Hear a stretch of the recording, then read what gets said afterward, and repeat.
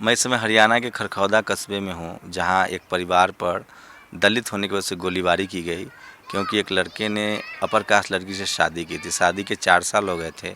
उसके बाद उसके जो जो पीड़ित महिला हैं, उनको भी गोली लगी है।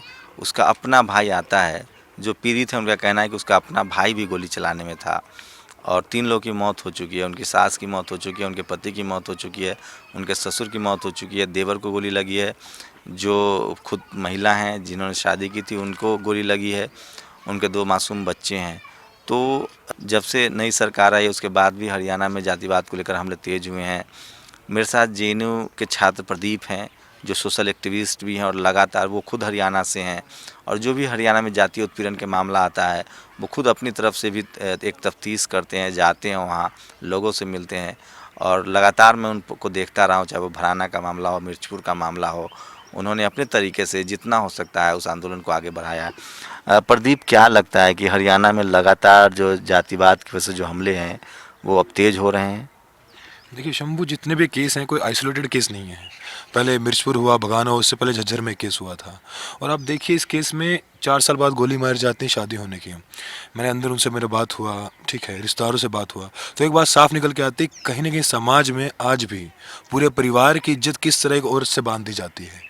अगर एक अपर कास्ट आदमी लोअर कास्ट से शादी करे तो कोई दिक्कत नहीं है, लेकिन जहाँ पे उल्टा केस पड़ता है, जहाँ पे एक अपर कास्ट लड़की लोअर कास्ट लड़के से करती है, तो आप देखिए कितना एक पशुओं की तरह व्यवहार है कि वो गोली मार देते हैं। मतलब आपने कितने परिवार खराब, मतलब ख़त्म कर दिया एक तरीके से देखा जाए जो। और अब देखिए रवैया ये कि केस हुआ, मिर्चपुर हुआ, भगाना हुआ, उसके 1 महीने तक बात रहती है, फिर सारी बातें दब जाती हैं। अब सवाल ये उठेगा कि सरकार का जो रवैया है, मगर पिछले इस वाले कांग्रेस का रास्ता हरियाणा में तब भी कोई इतना खास काम नहीं हुआ। दलित उत्पीड़न के मामले देखते हैं, ये सरकार है, इसमें अब देखने की बात होगी कितने केस सॉल्व होते हैं और कितना मदद दी जाती परिवार को, अब वो देखने वाली बात होगी आने वाले समय में। पर मोटा सवाल है कि जो जातीय जो उत्पीड़न है, जो समाज में एक हजारों सालों से चली आ रही है, कब खत्म होगी। एक तरफ संविधान कहता है कि जो लोग इंटरकास्ट मैरिज करते हैं उनको 1 लाख रुपए दिया जाना चाहिए, पर दूसरी ओर आप देखिए उसका इम्प्लीमेंटेशन क्या है। जो लोग इंटरकास्ट मैरिज करते हैं, पर उनको किस आंख से समाज देखता है, किस तौर से समाज देखता है, उनको आज भी एक नीची नज़रों से देखा जाता है। तो जो रवैया है समाज का, इसको बदलने की ज़रूरत है और इसके ऊपर मोटे तौर पे आवाज़ उठाने की ज़रूरत है।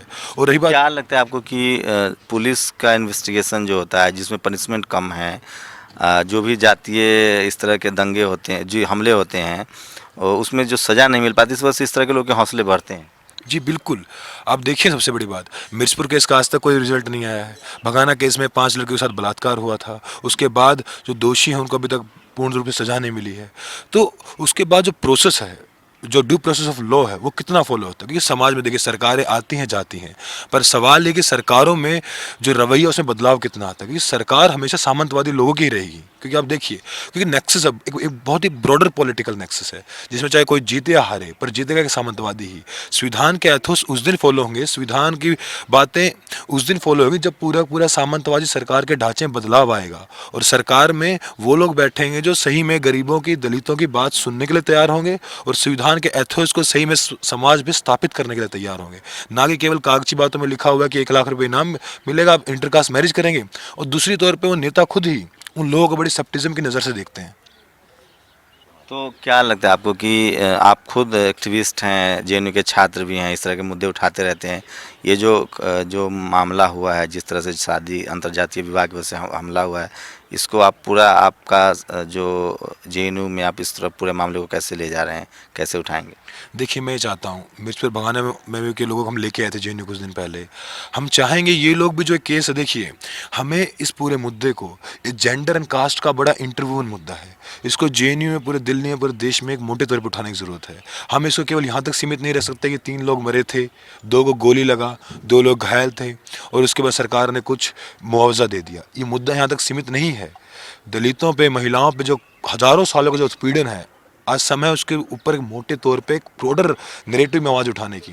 क्योंकि देखिए आज ये हुआ है, कल कुछ और होगा, परसों कुछ और होगा, साल भर साल मामले चलते रहेंगे। तब तक हम इसको एक हर चीज़ को जोड़े ना, एक लार्जर सॉलिडिटी ना बने दलितों में, पूरे जो ओप्रेस तबका उसमें और पूरे महिलाओं में, तब तक ये मामला सॉल्व नहीं हो सकता। ये केवल हमें मुआवजे तक बात सीमित नहीं रखनी है, हमें इनको इस मुद्दे को दिल्ली में उठाना पड़ेगा, पूरे देश भर में, हर गली में देश में हमें मुद्दा उठाना पड़ेगा कि देखिए, अगर इंटरकास्ट मैरिज संविधान अगर हमें कहता है कि वो उस पर अगर इनाम रखा हुआ है और उसको अगर प्रमोट करता है, तो समाज को भी इस चीज़ को प्रमोट करना चाहिए और समाज को बात समझनी चाहिए कि इंटरकास्ट मैरिज जातीय ढांचा तोड़ने के लिए सबसे कारगर एक वेपन की तरह हमें देखना चाहिए, ना कि उसके खिलाफ हमें खड़ा होना चाहिए।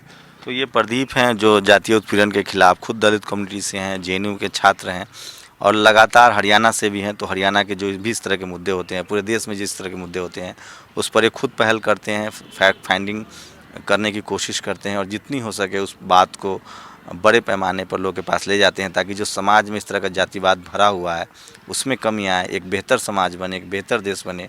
और वो तभी संभव है जब हम और आप जातिवाद से निकलकर, ऊंच नीच से निकलकर सामाजिक रूप से एक अच्छे नागरिक बने, लोगों को लोगों की तरह समझे, न कि उन्हें जाति, बिरादरी और लिंग के रूप में बांट कर देखे। कैमरामैन गौतम के साथ शंभू कुमार सिंह, नेशनल दस्तक, खरखौदा, हरियाणा।